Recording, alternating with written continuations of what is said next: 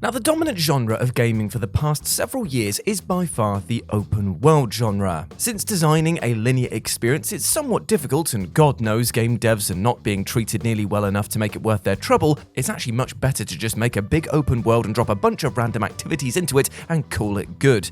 However, the open world is an art form in and of itself, therefore only few have achieved true greatness. So let's take a look at them today. As I'm Jules, this is WhatCulture.com, and these are the 10 greatest open world games of all time. Number 10. Assassin's Creed 4 Black Flag.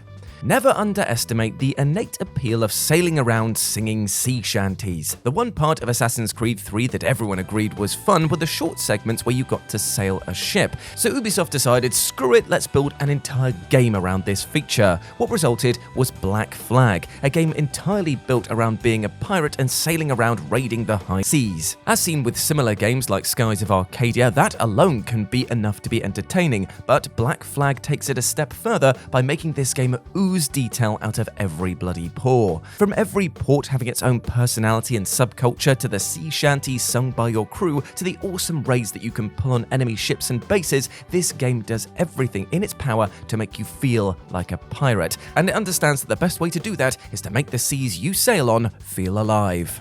Number 9. Borderlands 2. Now, I know that some of you out there might say, well, technically this isn't an open world game, seeing as it's not all set in one massive hub, but still, the levels in here are so gargantuan and filled with personality that I argue that it definitely ticks a lot of the boxes. And let's face it, Borderlands 2 is a massive game, even by today's standards. Even without the nightmarish amount of DLC that can be bought for this one title, the world of Pandora is one of the most well-realized settings in gaming history. Now, the planet of Pandora is a harsh, brutal, just barely livable world filled with a kind of wildlife that makes Australia look like, well, any country that isn't Australia. But while the first Borderlands gave players a good introduction to its brutal ecosystem and the volatile societies of people forced to survive on it by the corporations that dumped them there, 2 explores it to a degree that leaves the first game in the dust. It's no wonder that when you ask somebody about this series, they immediately jump to the second one. One would think the looter-shooter elements would detract from the gameplay, but the way that this game ties the weapon variety back into the open world, giving every gun a specific arms manufacturing corporation to belong to, and each coming with its own unique gimmick, was a stroke of genius. And even if the guns you get for quests are hilariously inferior to what you're currently packing, like any good open world game, the side quests are still very much worth it, often packaging tiny world-building details in or character arcs into hilarious side quests. Number 8. Just Cause 2. The Just Cause games are famous, one might even say notorious, for having nightmarishly huge worlds. Rico Rodriguez is given entire countries to run around in these games, and they go out of their way to make the player intimately aware of how big these worlds are. Just Cause 2 hit the perfect balance of all of the Just Cause games that are currently out there. The nation of Panau feels absolutely massive, with cities, towns, villages, military bases, and more stuffed into every inch of this faux Asian nation. Of course, with worlds this big, the means of traversing them is key, and getting around on your parachute and magical physics-destroying grapple line is very cool indeed. But there are also cars and boats and planes that Rico can catch a ride in. Making the means of traversing this land fast but not too fast means that there is more incentive to memorize every detail of this beautiful world. Number 7. Elden Ring. The Souls series was practically begging to be turned into an open-world game, as the series had always skirted along the edges of that genre since its inception, and Elden Ring takes that flirting with the open-world genre to its logical extreme. While Demons and Dark Souls kept themselves to a series of winding mazes specifically built to feel bigger and more complex than they actually might be, Elden Ring is a true blue card-carrying open-world game, and it's one of the bloody best. Obviously, since Elden Ring is an open-world game, the player has a lot more variety in how they move around, such as, at long last, an actual jump button. But don't think for a second, however, that this makes the game any easier. In fact, don't be shocked if you just randomly run into a super boss in your first few minutes of wandering around and get immediately atomized. On top of capturing the danger that the Soulsborne series is known for, Elden Ring's lore and story are some of the most fascinating in gaming history, with the entire narrative centering around the player solving a murder mystery effectively, except the murder victim is kind of the entire world. There are factions to join, optional bosses to fight, cute multi-armed eldritch doll witches to smooch, and in true Soulsborne fashion, the player is given naught but the gentlest of nudges in the direction to any of them. Number 6. Minecraft. Now, few games get quite as open world as Minecraft, seeing as how most games plop you down into their open world with, a point to it all. Go here, beat up this guy, cry over this dude, climb this tower, etc, etc. Minecraft, meanwhile, has no point to it other than what you, the player, make of it. It is the ultimate building simulator and has only grown more powerful and complex in the years since it came out. You want to build an entire city right out of your imagination? Sure, why not? You just want to make giant knobs for doors that just open into lava pits? Sure, go for it. Minecraft not only lets you do this, it gives you all of the resources and gizmos to make that happen. Sure, it isn't for everyone due to its appeal lying squarely in the player's ability to give themselves a project, but it is one of the most acclaimed games on the market for a very good reason.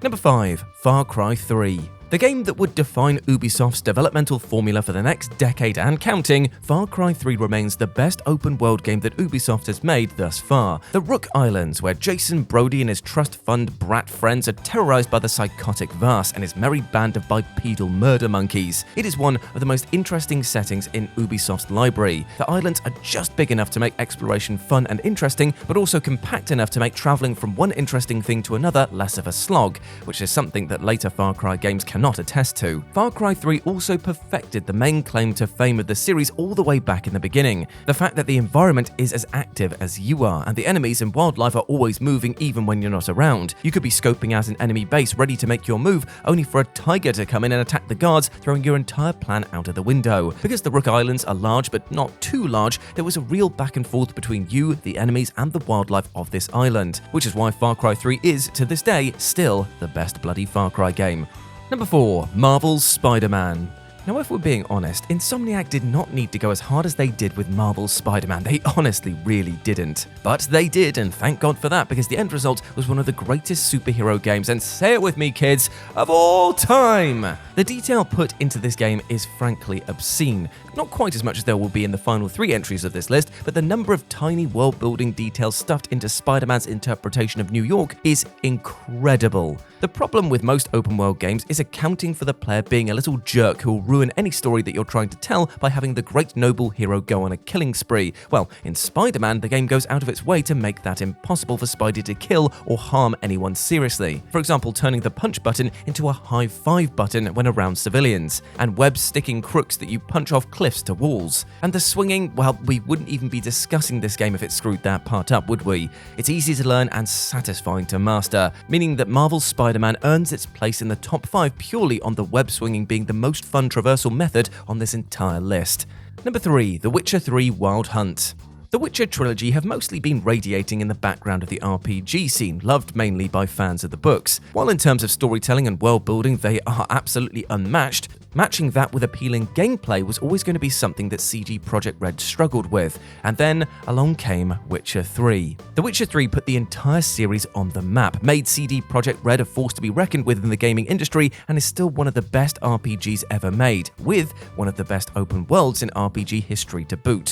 What makes The Witcher 3's open world so intriguing is its attention to detail and how it incorporates gameplay into the story. To give just one example, a lot of gamers these days have grown to resent the minimap, feeling that it limits progress and peer pressures the player from exploring. The Witcher 3 not only lets you turn the map off, but will even ensure you won't get lost by having quest givers realistically give directions to the mission objectives. If you want to find the objective, you have to listen and pay careful attention to the road and landscape, as the peasants you will so often take missions from will name landmarks and general areas instead of anything concrete. That kind of confidence in the player is scattered all over this game. The Witcher 3 not only has a richly detailed open world, but it's also one built to ensure that you get absolutely lost in it in the best way possible. Number 2. Grand Theft Auto 5. Even all these years later, GTA 5 still reigns supreme as the best Rockstar open world game. And let's not forget that Grand Theft Auto 5 was the game that shocked the entire industry for years with the sheer amount of detail crammed into its world. Clothes react realistically, all the way down to different shoes reacting to movement in unique ways. The AI on the NPCs is still unmatched by most of the industry to this day, and you could even run into and then murder story-important NPCs. Going back to GTA 5 will always lead you to running into something you hadn't noticed before, some new little detail or tidbit that just adds that little bit more life into Los Santos. It is, in short, incredible. And number 1, The Legend of Zelda: Breath of the Wild. Now, deciding the top spot for this list was an incredibly close call. We had to replay every game in the top 3 just to really narrow it down, and blasphemous as it may appear to many, Breath of the Wild is nothing short of the greatest open world game ever made. The methodical pace, the risky but not too risky combat, the myriad ways this game encourages and rewards exploration while still being casual friendly, it is all polished to a mirror shine. Now, the flaws that the game has, such as the weapon durability to name an example, become less and less of a problem as the years wear on, leaving only what this game does right shining even brighter. Hyrule is at its peak here in terms of portrayal, equal parts serene and desolate, beautiful and dangerous, with relics from every past Zelda game to be found somewhere in its fields and mountains and deserts. Maybe Tears of the Kingdom will top the foundation laid here, but maybe not. All that we know is, for now, Breath of the Wild sits atop the throne as the best open world game out there presently. And there we go, my friends. Those were the 10 greatest open world games, and say it with me, kids, of all time. I hope that you enjoyed that, and please let me know what you thought about it down in the comment section below. As always, I've been Jules, and you can go follow me over on Instagram at RetroJ, but the O is a 0. Hope to see you over there. As always, I've been Jules. You have been awesome. Never forget that, and I'll speak to you soon. Bye.